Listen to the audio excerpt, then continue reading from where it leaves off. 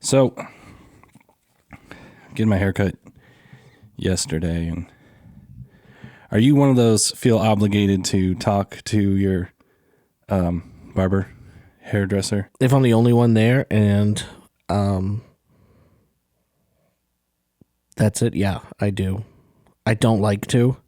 You don't like to. But if there's other people there and other people talking, I would listen to those conversations instead. I feel like if someone in my, 3-foot radius there and I'm like sitting there just being silent is so weird to me.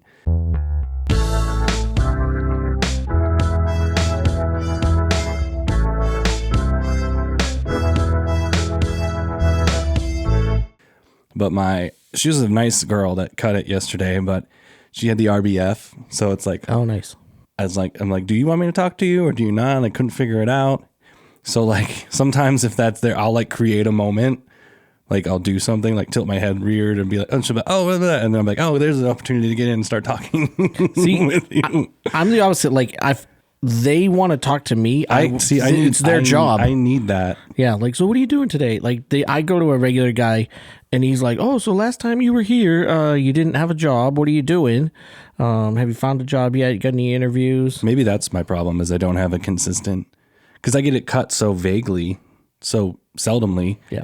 That it's just like, and then I saw the girl that cut mine the last time I was there, but it was like 6 months ago. And I'm like, do you remember cutting my hair? And I'm pretty easy to remember just because it's long. Yeah.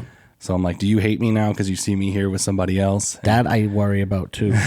Like I recently, like my regular guy was out on a family emergency last week, and everything's okay.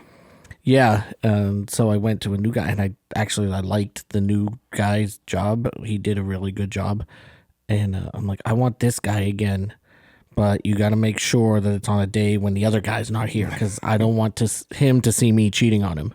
Yeah, I mean, I just went to pick the date, and I picked the date and time, and it's just like, this is who's open, and I'm like, okay, that's fine, I don't care. Like, cut my hair a little bit and just take a couple inch off and trim me up a little bit, and I'm golden. Yeah. So most men are not particular. Well, I said that to her too. I'm like, here you are working at the Mets, the place that I think you go to in Tivoli. And I'm like, is there a note in my file that's like, motherfucker has long hair? Or I'm like, cause I was like, I feel bad because like, here you are cutting all these guys' hairs. And I know dude's hair is relatively simple. Comment if I'm wrong, our hairdressing community. And I'm like, here I come in with my long ass hair. And she's like, no, you're fine. Like it just blah, blah, blah. And I'm like, you could be completely bullshitting me right now and I won't know. So I'm always like timid. I'm like nervous to go get the haircut because I don't want to be that guy. But I have the long hair right now. So it is what it is. Yeah. Like my thing is, I don't want them to shave off too much. Like I say, shave it off with a 1, but don't go too close. And I know those ones are different measurements on different razor blades. Yeah. And so sometimes it goes a little too close and that scares me, but that's why you switch people. I liked this one because, sometimes when you go and you like book the thing and it tells you all the things and I'm like, I don't want the hot towel there. I shampooed my hair before, so I don't really need that too. Just get it wet. But she like asked me if I wanted the hot towel, which was nice because normally they just throw that shit on there. Mm-hmm. I don't like it. Oh, really? She's like, do you want it? I'm like, no, I don't need it. And then when I'm done and my hair's still wet, she's like, do you want me to blow dry it? I'm like, no, I don't fucking need it. I'm going to throw my hat back on. Yeah. And she was totally cool with that. So I'm like, yes, I like you because you asked me these questions instead of just doing it. So that's why I don't remember her name, but maybe I'll luck into getting her, another 6 months down the road when I get my hair cut again. So. Yeah. Fine. It's Tuesday afternoons. Yeah. And the girl at the bar there, because it's like a barber. Oh, she was cool too. So bartender, barista, bar, all of the bar things. Welcome to Fast Talk Podcast, Divisional Round Preview Podcast, January 14th. Yes, 14th today. 15th probably when you see this. 2 weeks into January already. 50 weeks left of the year.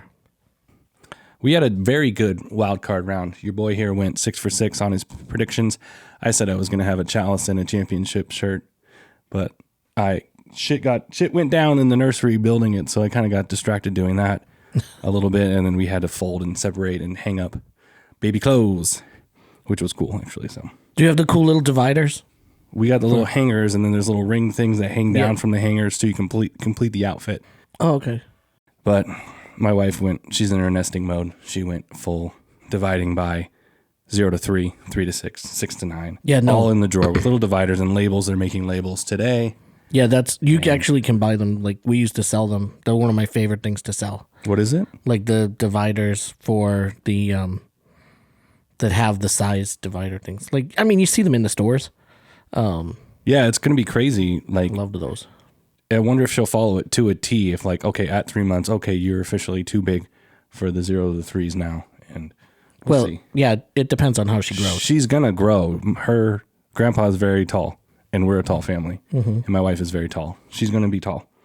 But anyway, that got in the way. But we had a very good wild card round, I would say, up until the Monday night game, which I thought disappointed a little bit. But I think maybe Houston's defense is just that good. The best one of the week, I think, being Packers-Bears. Probably, yeah. I mean, Rams-Panthers had a very good ending. Matt Stafford with a really nice throw to his tight end, Higbee. Higbee? Was that who caught it, or was it the other tight end? Yeah, Higbee's their tight end, yeah. And then Bears-Packers, 21-3 comeback. I was honestly sitting there thinking, I wish Green Bay would score one more touchdown before halftime so that it would be a 28-3 deficit. Nice. But, you know, keeping going with that game, I have this stuff written down here. You talk about the Bears-Packers rivalry going back, you know, decades and decades. And then I was watching it like disagreeing. I was like, I don't feel like it was a rivalry because a rivalry cannot be one-sided. I feel like a rivalry has to be these win sometimes and then these guys win, and like Pittsburgh and Baltimore. That's a rivalry. Bears-Packers was so one-side dominated until this year, I feel like. It's hard for me to say that or to agree with that because you could say the same thing about Red Sox-Yankees. For a long time, the Yankees dominated that. And I think there's still so much when it comes to the fan base, there needs to be that mutual hatred. And that's where it is with Bears-Packers. I just feel like... But like to your point, Celtics and Lakers, that's a rivalry. Yeah. Like 18 championships, 16 and a half championships for the Lakers. It's not one-sided in any way, shape, or form. It's very even. And to the point where there's it's less hatred and more respect. Well, I don't feel like there is any respect there. Respectful hatred? Yeah. You know? Okay. I wrote down, so since 2010, I went and looked it up. The Bears are 7-28 against the Packers. Yeah, Aaron Rodgers. 3 of those wins coming in this year. So before this year they were 4-28, 4-27. That's bad. That's bad. Well, and that was part of my prediction. Don't consider it a rivalry. Yeah, I thought it was all mental. That's why I predicted the Packers to win. And everybody in the world was like, "Oh, here we go again." Yeah. Until halftime. But through halftime. Right, like I said to you during the game, if you believe in 28-3, that game was not over. It was never over. I'm a firm believer in the 28-3 magic, and that's what I said to the Bears fans. I in fact remember a game where a team was up 21-3 at halftime in the playoffs. What was on the road and ended up losing that game? Houston, that I was able to cite. Was it Houston Buffalo? The big comeback in the early 90s? That was like 38 points, yeah. It's possible in Buffalo, yeah. I mean, the Bears. I think I texted you. I was like, I didn't think a coach could do as many wrong things in a row as Ben Johnson did, and like he did, and he kept going for it and going for it on fourth down. Why? Yeah. So he's from that Dan Campbell tree, and that's what they do. And I was like, he's gonna get fucking shit on. And luckily, they came back and won that.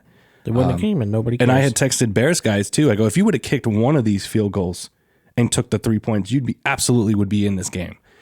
But there you go, Caleb Williams. That's hard to say for me. Caleb Williams proves us wrong. That fourth down throw where he booted left, and as the guy's tackling him, he threw that dime to Rome Odunze, who I said would be a factor. I don't know if you saw this in the news. Also, their owner bought Ubers for the fans to get home from the game. Oh, really? Oh, that's awesome. Nice. So that could be, I mean, I feel like it could be vastly exaggerated. Who knows what? Because the amount of money spent isn't out there. And, if I'm using Allegiant Stadium as a reference for how much the Ubers are, they were like $80-something after the games. Yeah. So if you're looking at that per person, you think maybe a third or a fourth of those people might take in rideshare home from Soldier Field. So yeah, do the math on that. 1/3 of the stadium capacity times $80 for the Ubers. There's probably 2 or 3 people in each one. But there was someone posted a screenshot of their Uber thing, and it was like, it showed the $0 as the charge. So that's pretty cool. So shout out to the Bears owner. And shout out for hiring Ben Johnson, because he definitely looks like the guy. That handshake was like my everything too. That was great. Because I love being petty as well. And yeah, he came out and said we don't like them. And then he goes in the locker room. He's like, "Fuck the Packers," and I'm like, I can fucking get behind this. And I hope that he actually absolutely means that, because he was on the Lions staff and they had to play the Packers too. So I feel like the hate has been boiling there for a while. Yeah, exactly. And it's great. Yep. It's great. You need that. So, what else did we have? We had Pats Chargers, which was. That was a great like game. A defensive battle. I think Drake made one good throw to the tight end, Hunter Henry, who looks like a poor man's Tom Brady, by the way. I'll let you marinate on that for a minute. When it comes to January football, all you need to do is make one good throw in the game. Pretty much. If that's what it takes, that's what it takes.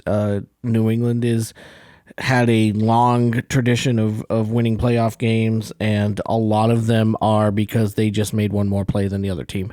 And that's all you need to do. And that's it. There are no style points in the playoffs, so all I care about is the W. Right. Jacksonville Buffalo, which was a great game. Josh Allen just goes into fuck it mode. Yeah. His quarterback sneak, tush push from 12 yards out. That got him to like the inch-yard line. I'm just like, I thought they were blowing the whistle. I'm like, are they going to blow it? Are they going to blow it? What the hell's going on? And he just keeps on moving forward. I feel like they'll find a way to make a rule about offensive linemen kind of picking up their guy and carrying them. Because that's definitely, you can see Josh Allen's feet are off the ground for that. Yeah, at some point, once the Patriots do it, they'll make the rule. Because that's what has to happen, They has to be a team that everybody hates. And as good as Buffalo has been for the last bunch of years, nobody hates them because they haven't won. No, nobody hates them. It's really weird. Yeah, they haven't won the Super Bowl or haven't even made it to the Super Bowl. They haven't made it, yeah. And in order to become villains in this league, you have to win the Super Bowl. Consistently. That's why the Chiefs were starting to become villains, definitely too. Were starting to become villains. What was the other Sunday game? Oh, Niners-Eagles. That was a really good game. Niners-Eagles, yeah. Shanahan with the ultimate play call to have Jawan Jennings boot and then throw that horribly thrown ball that McCaffrey made a really good catch on. Yeah, he did. And that was probably the only exciting moment from that game, other than Sirianni screaming at A.J. Brown on the sidelines. Eagles have since fired OC. As predicted many, many times by me everybody on this very podcast. So Jalen Hurts will get his 6th offensive coordinator in, I think, 7 years. It's pretty wild, isn't it? And then the Monday night game, which was kind of a stinker, and Mike Tomlin then steps down. I think they said, hey, you should probably step down. And he was like, fine. Yeah, I think it's for the best. So now 3/4 of the AFC North is coachless. And so leading me into a thing that I wanted to look at really quickly, where I keep watching all these things and hearing about who gets credit for what. So of the teams that are left, I kind of put check marks. I listed out the coach versus the player I thought would get the credit and the coach I thought would get the credit. And so when you think about the team, like the first one I have listed is San Francisco. So do you give Party credit for their success, or would you go with Kyle Shanahan? Mostly Shanahan. Yeah, right. And that's why I have that. Peyton and Bo Nix. See, you just said Bo Nix out there, but I feel like in all the narratives around the Broncos, the name Sean Payton will be mentioned first before Bo Nix. Yeah, and I don't think it's fair. And you know how I feel about Bo Nix, but I think Bo Nix has made a massive difference to the Broncos since he came. And, when Sean Payton first got there... Russell Wilson. Yeah, exactly. He wasn't able to win with Russell Wilson. He won 5 more games. So we were 4-13, and then Sean Payton came, same quarterback, Russell Wilson, and we went 8-9.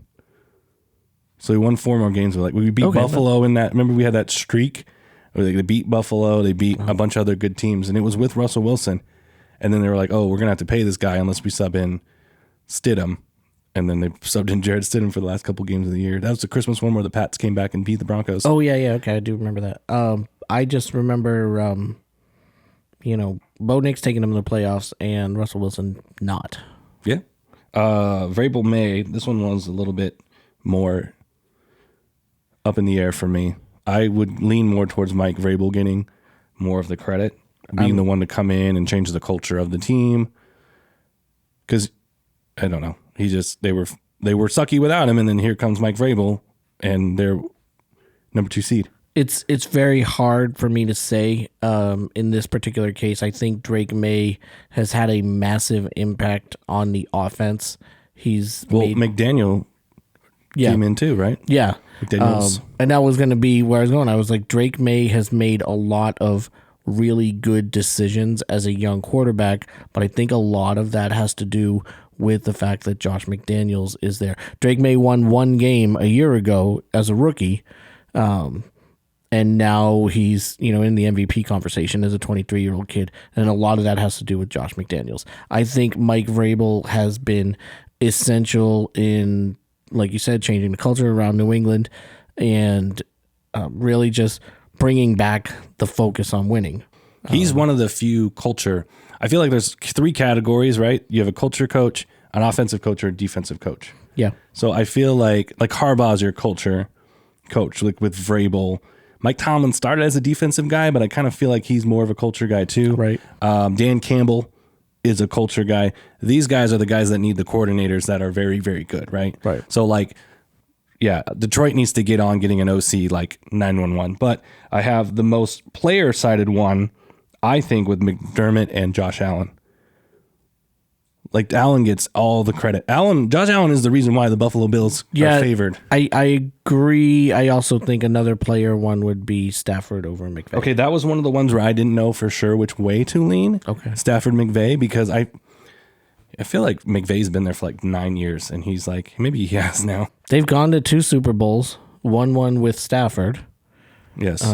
Traded Jared Goff live on Fast Talk. That's what years ago McVay is going to be known for, is that trade. Yeah. That's his most famous moment. I think will always be his most famous moment is flipping those 2 guys. Well, and you look at, too, when you go back to Super Bowl 53, their first appearance when Goff took them to the Super Bowl. 3 points. 3 points in that was a top 10 offense in NFL history at that time.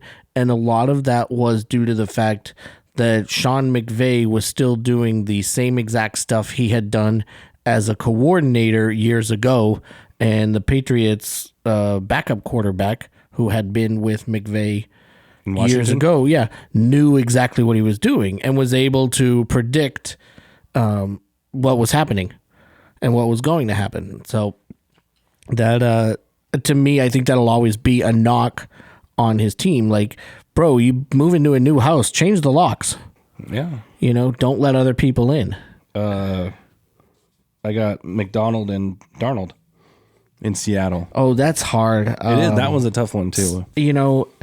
Sammy, I never liked him with the Jets, but I have loved him since he left the Jets. And I think realistically, he has been a massive reason why both the Vikings last year and the Seahawks this year have been able to win. But 28-6, right? 28-6 in the last 2 seasons. It's crazy. It's insane. Crazy. But the defense of the Seahawks is that's their wheelhouse. Their strength. That's their staple. Yeah.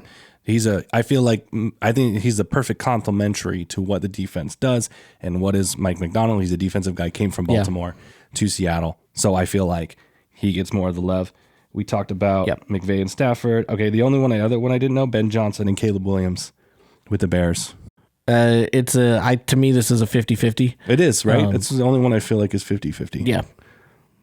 Ben Johnson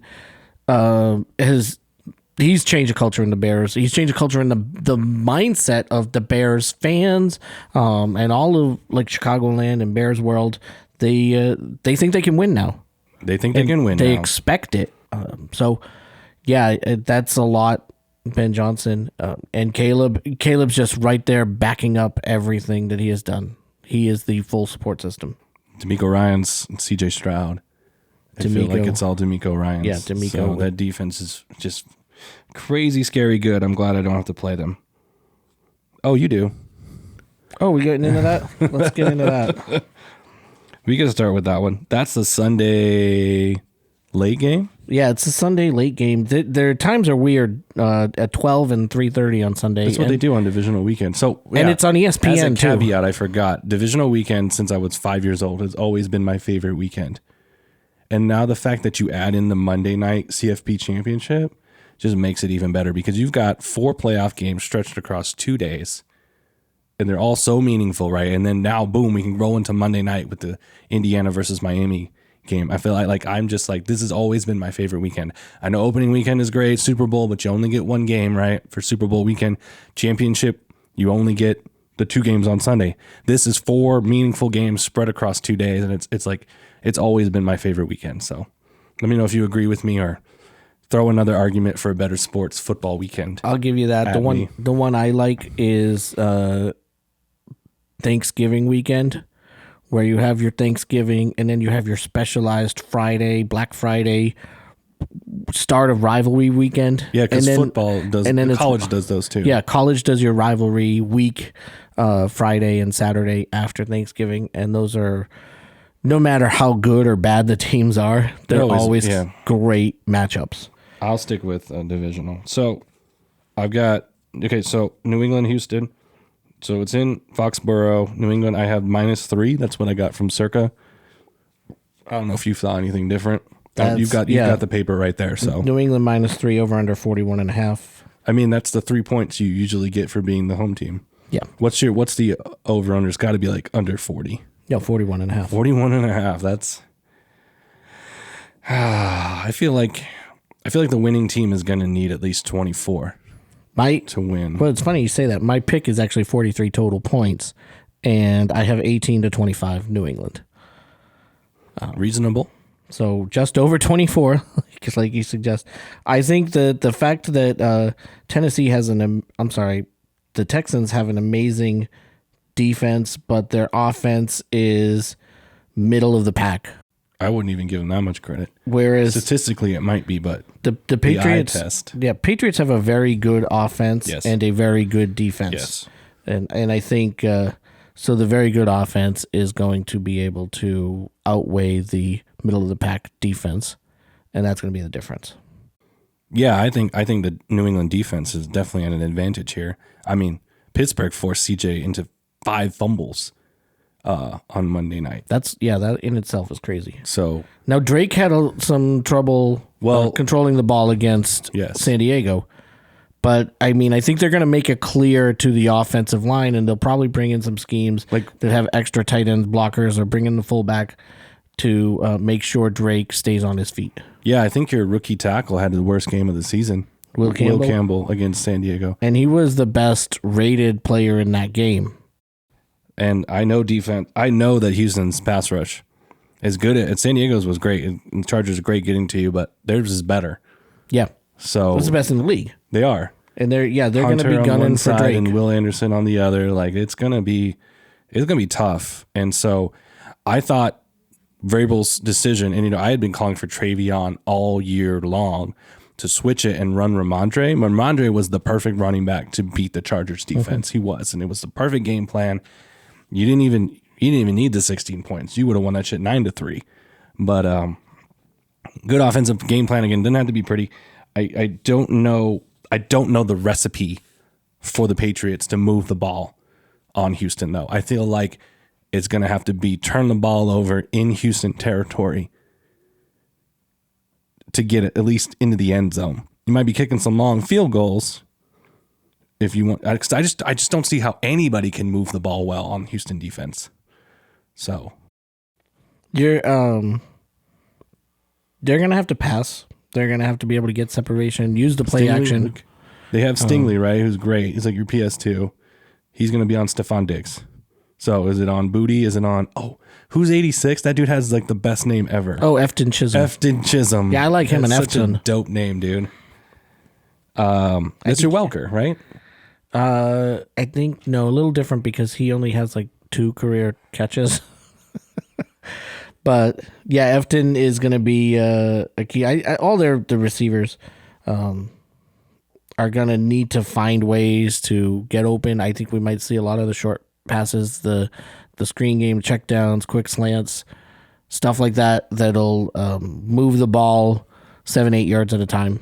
And that's what they need to do. That's what they need to do. So like, and if you can push the linebackers and the rushers back a little bit so that they're into coverage as opposed to breathing down Drake May's neck the entire game, Patriots will have a recipe for winning that game.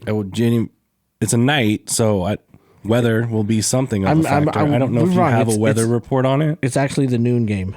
Oh, so we were wrong. Sorry about that. Yeah, according to this, it's 12 o'clock. Okay, so it will not. Well, it'll be cold, but it'll not be as cold. And so defense travels anyway. So I don't even know if yes, home field is a big deal, but again, I feel like defense travels better.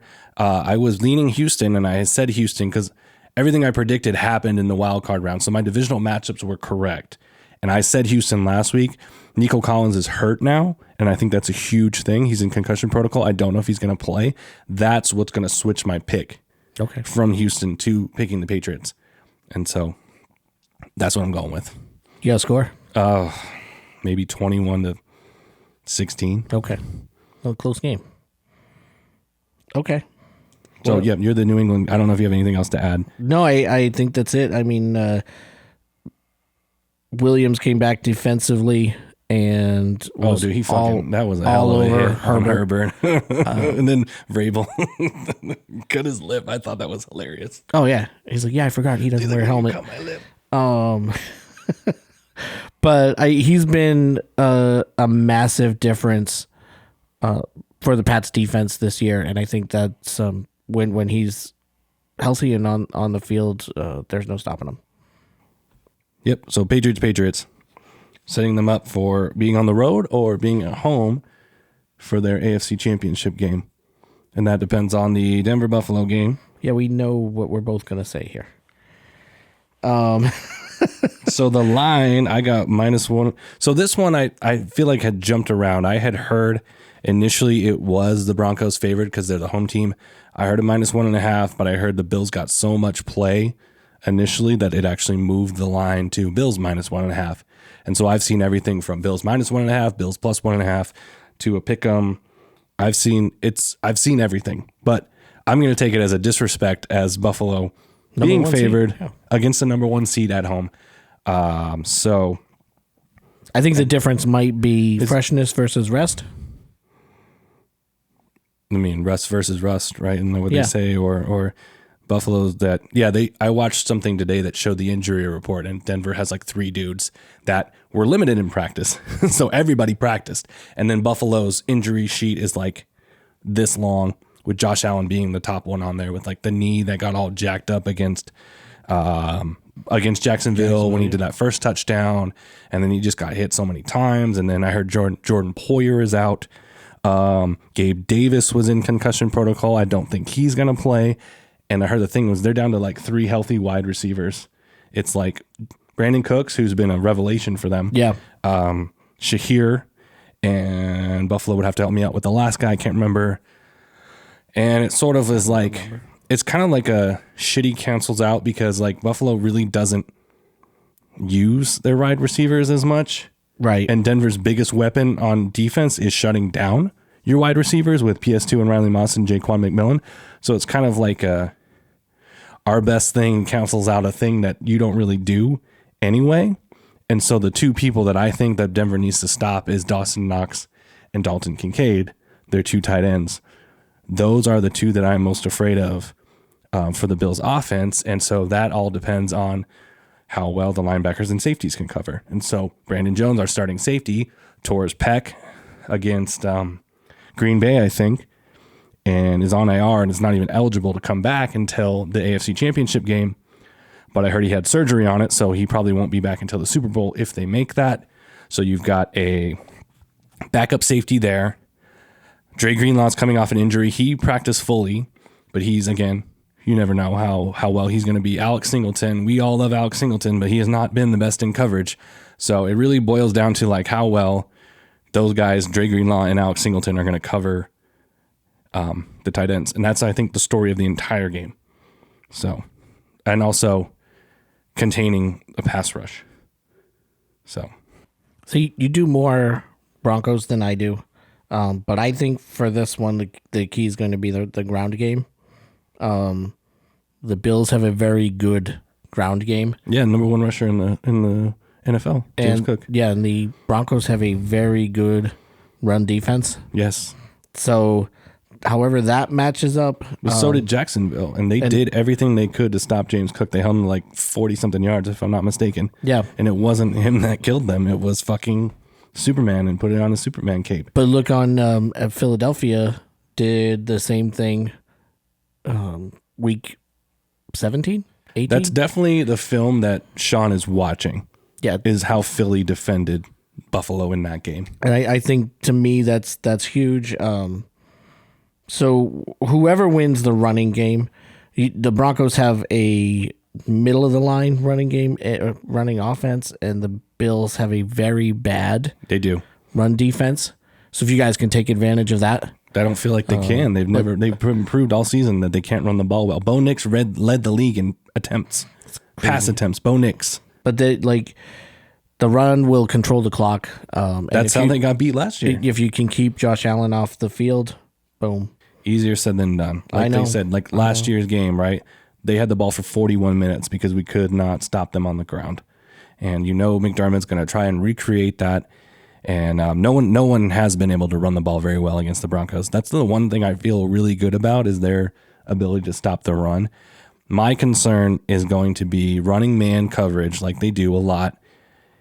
When you run man coverage, you're covering your guy and your back is turned to the line of scrimmage. Right. So if your defensive end crashes and Allen gets there outside, he's going to get like 20, 25 yards on that. So it's a matter of like rushing, controlled rush to keep him in the pocket and say like, I love that, what's his name? Vance Joseph. He does a great job of blitzing the corner at like a perfect time. He's had some great corner blitzes, and Jaquan McMillan is usually the corner he brings on the blitz. Jaquan McMillan, I don't think can bring down Josh Allen if he gets there by himself. So you just got to have the speed and launch. It's like a Big Ben Make thing. sure I just you don't remember touch his playing head, yeah. Pittsburgh so much, and we got home against Big Ben, but that's half the battle. Half the battle is getting home against Josh Allen. The other half of the battle is bringing the man down. Yeah. So it's like, and then it's like the other side of the ball is something that no one ever talks about, like the Buffalo defense versus Denver offense. So it's kind of like the B side of the album, Yeah. It's all about Josh Allen against the really good Broncos defense. And so no one's giving Bo Nix any credit, right? Even though the man willed the Broncos to a bunch of fourth quarter comebacks. Right. And 14-3 record. So I'll take my a plus 1.5. And I'll continue to be the underdog and let everybody let everybody pick the Bills. And, this is Josh Allen's season to do it because Mahomes and everyone keeps talking about that. Like, this is Allen's season because Mahomes is not there. Jackson's not there, right? Rodgers, quarterback, old and Joe gone. Burrow. Like, what about these fucking up and coming guys? Like now that are going to be in his way, like Caleb Williams, like Drake May, like Bo Nix, all of these quarterbacks that are coming up and being good. I don't know if you saw a video. I think it came out earlier, but I only saw it yesterday. I think it's pre-draft. And somebody was hosting a party and Brady was there. And it was 6 of the top draft picks that were going to be in that 24 draft. So Caleb Williams was there, Drake May was there, Bo Nix was there with him. And there's a video and you see Brady addressing all of them. And the only one in the camera shot with Brady is Caleb Williams, but it's like he's like locked onto Brady and like listening to every word he says. I don't think it's a coincidence that those 3 have been really successful. Oh, Jaden Daniels was there too. Jaden Daniels, yeah. It's not a coincidence that they all had a meeting with Brady before the draft and he was preaching advice to them. And now here they are, 4 really successful quarterbacks going forward. So there's definitely something to that. It's interesting because I think like what you said when it comes to the pressure being on the Bills and pressure being on Josh Allen, all those other guys that you listed were guys that beat him. And none of these guys have beaten him before. So that's why they think realistically. The Broncos beat Josh Allen 2 years ago. Not with Bo Nix. Not with Bo Nix because he was bit at Oregon. Yeah, Drake May has beat Josh Allen. not in the playoffs. Okay. Realistically, Josh is the elder statesman of the AFC right now. Oh, definitely. And he's the man. And if Drake or Bo or any of these other guys can take him down, but it's going to be embarrassing. I mean, like, can you imagine Tom Brady at the peak of his career losing to like a second year Aaron Rodgers or I think we lost to Mark Sanchez in the playoffs one year. That was bad. That was the can't wait Bart Starr thing, right? They beat someone and he said he can't wait to play the Patriots, and then they beat you, I think. Oh, yeah. I think that was that season. Yeah, you did lose to Sanchez, but I forgot where I was going with this. I had something and I totally blanked on it. Yeah, I think it will. I don't think he's going to make it. I think even if he does somehow get through the Broncos, he's going to be so. It's like that boss fight where you make it through the mini bosses, and then when you finally get to the boss fight, your health is like 3/4 drained. Oh yeah, and you're out of potions. I'm using a video game reference here. You're out of potions and you're out of heals, and you got nothing left, and you have to do a perfect, flawless boss fight. And I just think he's going to have. And then if he does get through that, he's going to run into a very, very good team from the NFC, no matter who makes it in NFC. So yeah, it's not an easy road for him. I'm thinking you're going to pick Buffalo. I have the Broncos 33-27 in overtime. Oh, that's right. You said that. OT. I think it's going to be a really close game. It will be. So the thing is like, that's what I was going to say.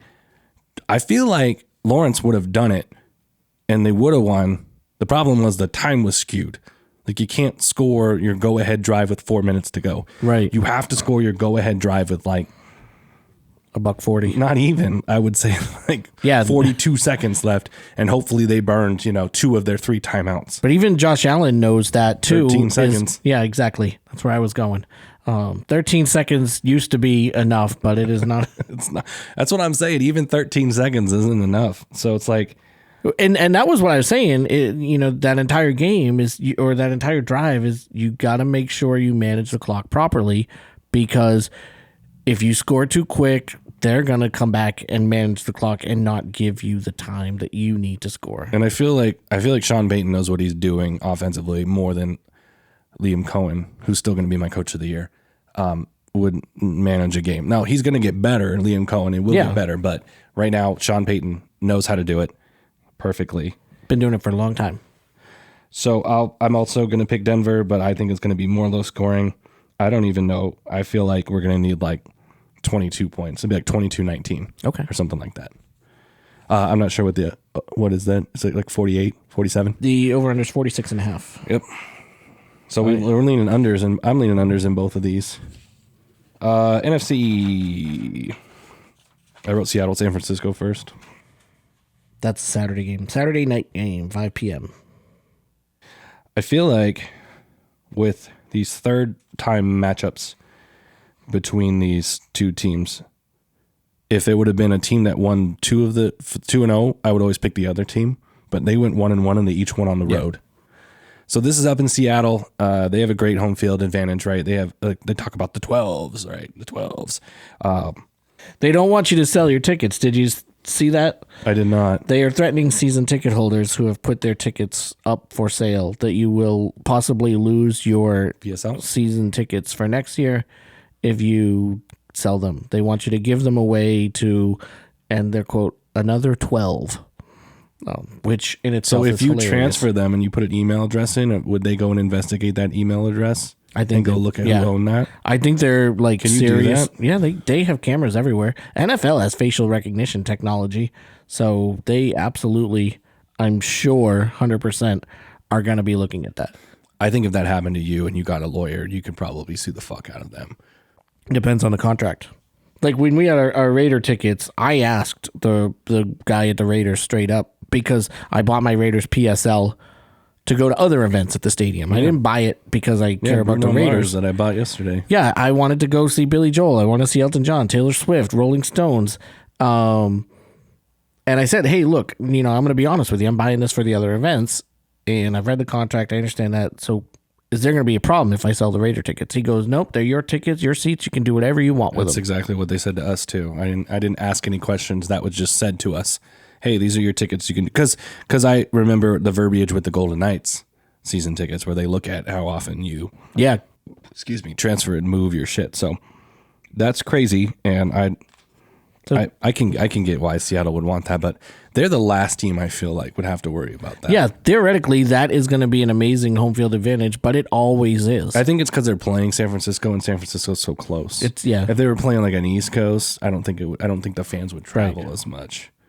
Yeah, and I like that stadium too. I like the little curvy uppy end zone looking thing that's at the one end, and I like the Seattle style hot dogs with the cream cheese and the sriracha sauce. Fantastic. Get one if you go. One of the best wieners you'll ever eat over on my personal YouTube at Maddie Eats a Wiener if you want to watch the review. We'll find it. I'll put the link down here. It'll be right here. This one is like weird to me because it's a divisional matchup, so obviously the guys know each other. San Francisco keeps finding this magic no matter how many dudes get injured. They're losing Kittle again. I think he tore his Achilles. It looked really bad in the Philly game. But it didn't seem to matter. They still moved the ball decently well against the Eagles.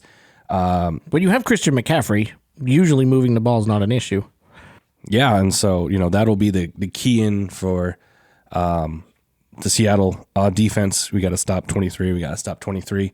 I think Juwan Jennings will have a beast of a game again. He seems to be the X factor, and he always seems to come out big with a good catch, or he made the throw right at the right time. He does. Yeah, He's just got a knack for that. So, but I'm going to Seattle 7.5. I saw in this one. Wild, isn't it? That seems like crazy. I know they're the home team. I know they're rested.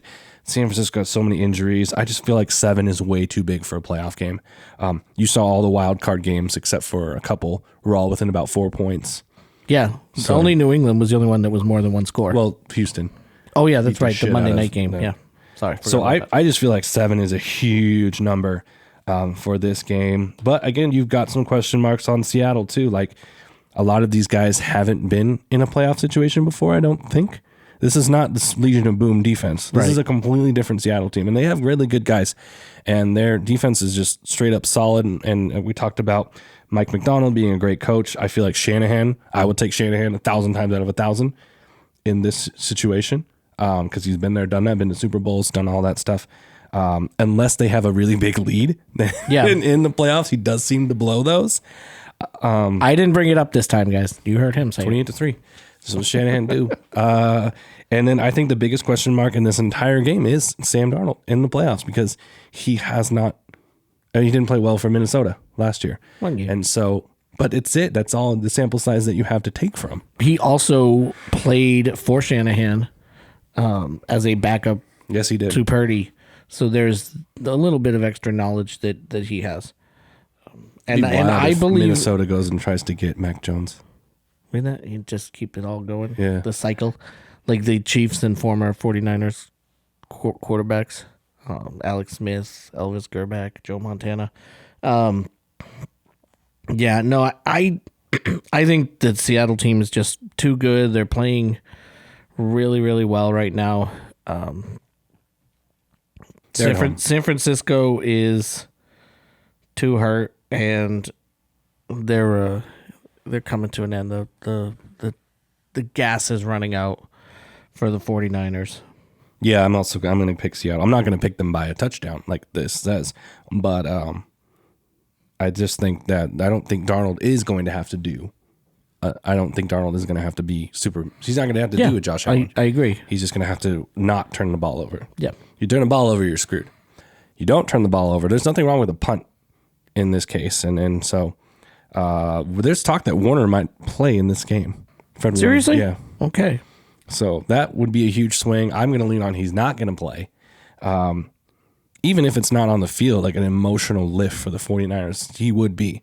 So I'm still going to lean Seattle. I would say 27-23. All right. See, I don't think it's going to be close. I'm not picking it by a touchdown. I'm picking it by 3 touchdowns. Okay. I got Niners 22, Seahawks 41. Okay. No, yeah. A couple pick sixes in there maybe or something, fumble returns.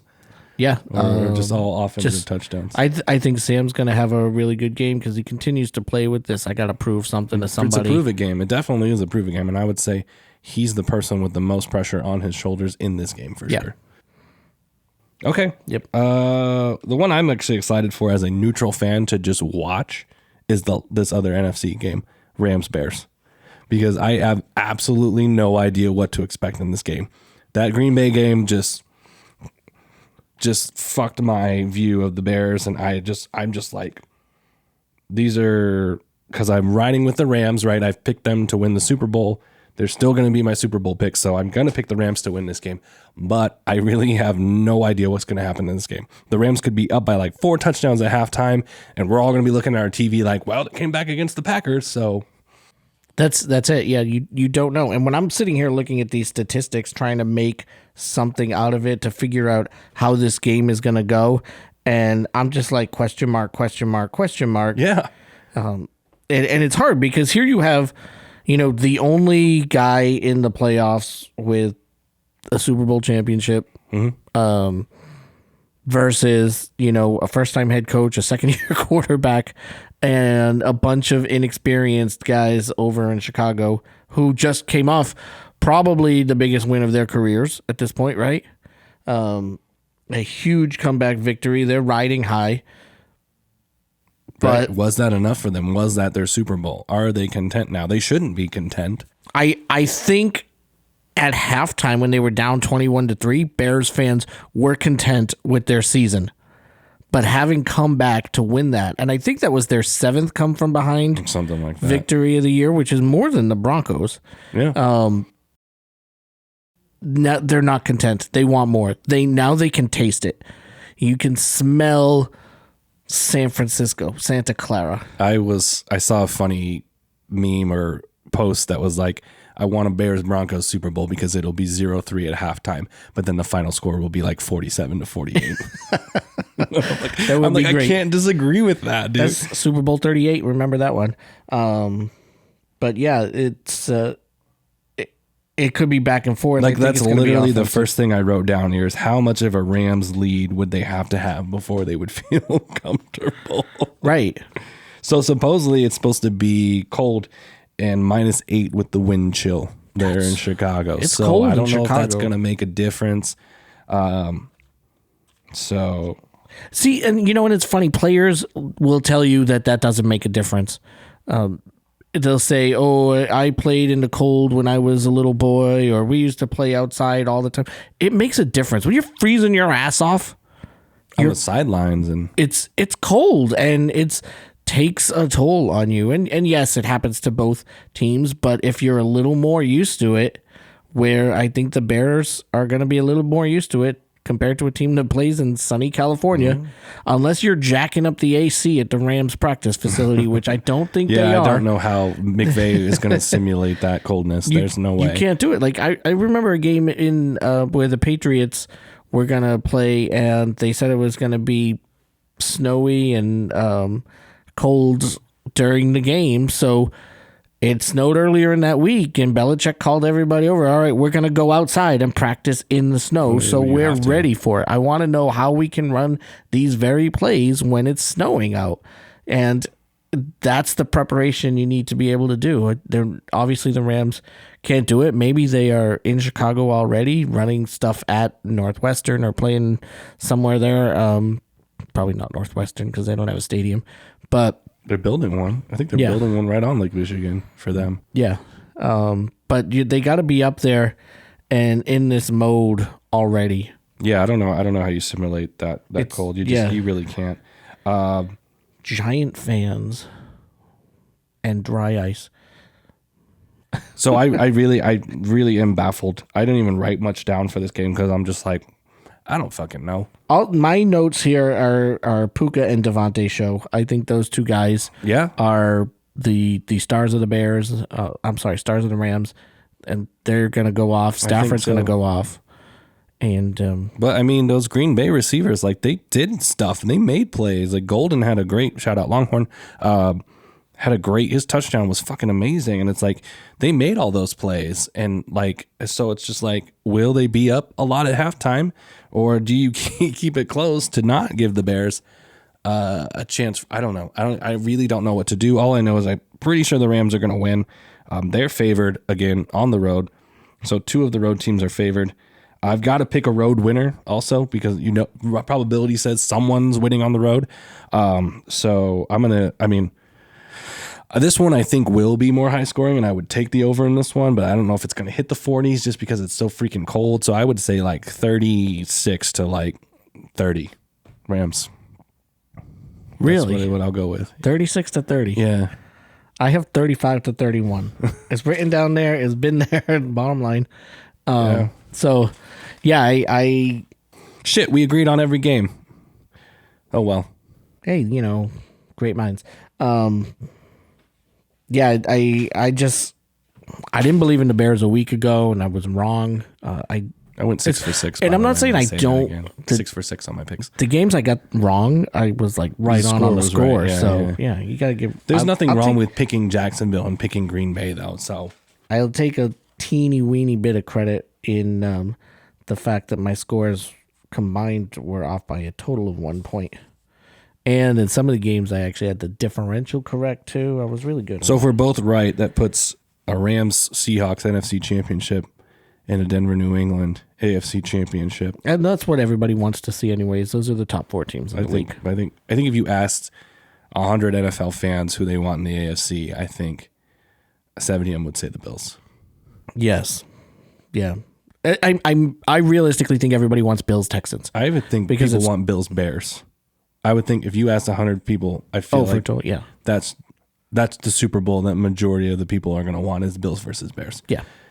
As like, it's the 2 that haven't been there.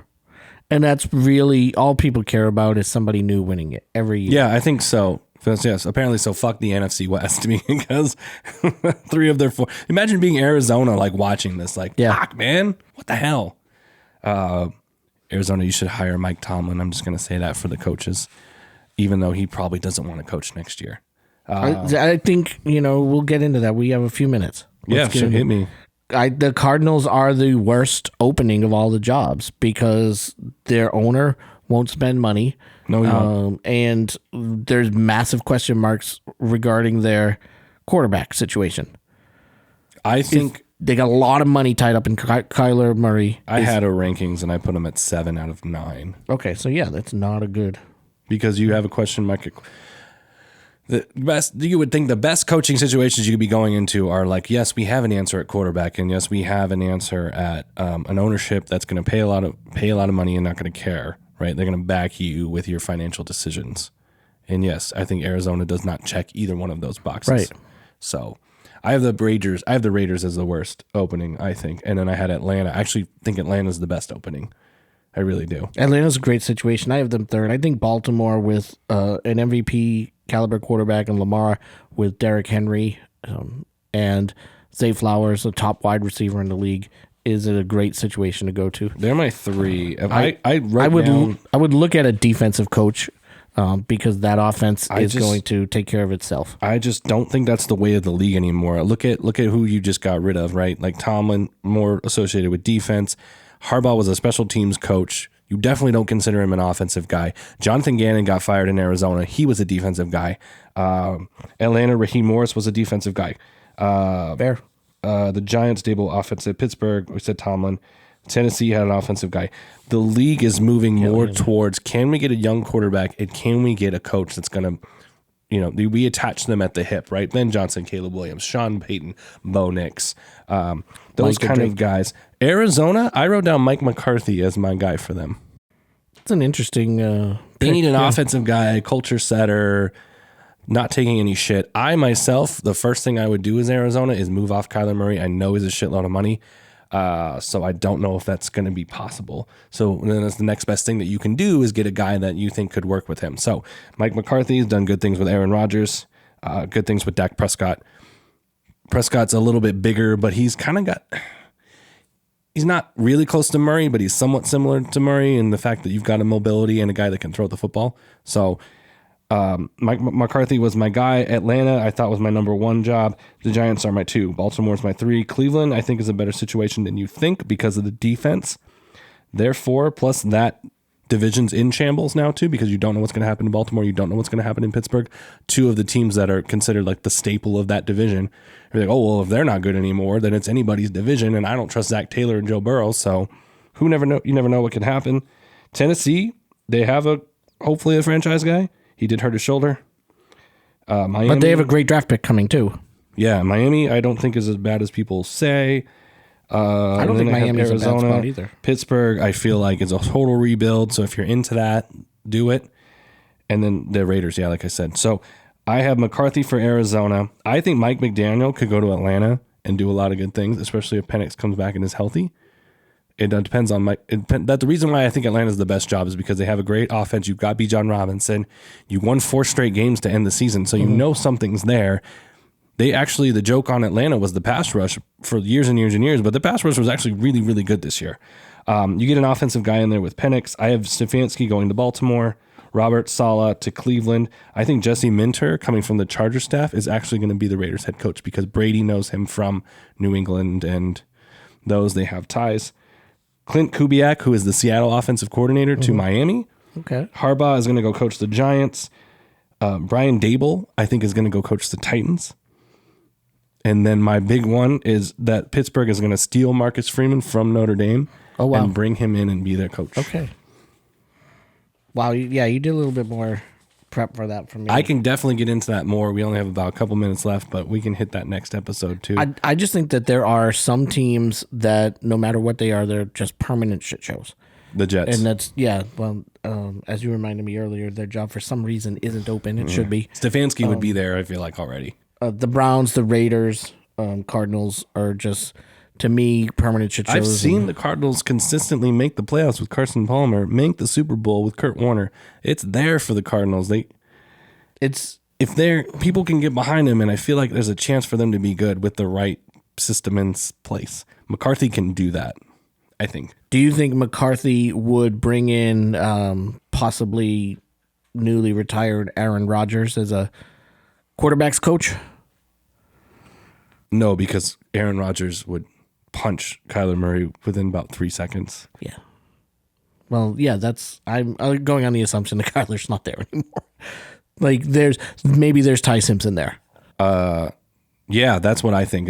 I think they take him at 3. I really do. Well, Dante Moore's not coming out. Dante Moore's not coming out. Yeah. So maybe the Jets. Please God, don't let him go to the Jets. But yeah, don't like our quarterbacks. I got a little bit of time here, so I think I wanted to get my coach thoughts out there because I feel like people are going to start hiring soon. We'll get into an NFL draft, who we think is going to do that, and then once the divisional games happen, we'll give you our Super Bowl picks for the teams and all of that. So don't forget to like. Just do you think there's any more coaching opportunities coming? No, 9 already. 9 is crazy.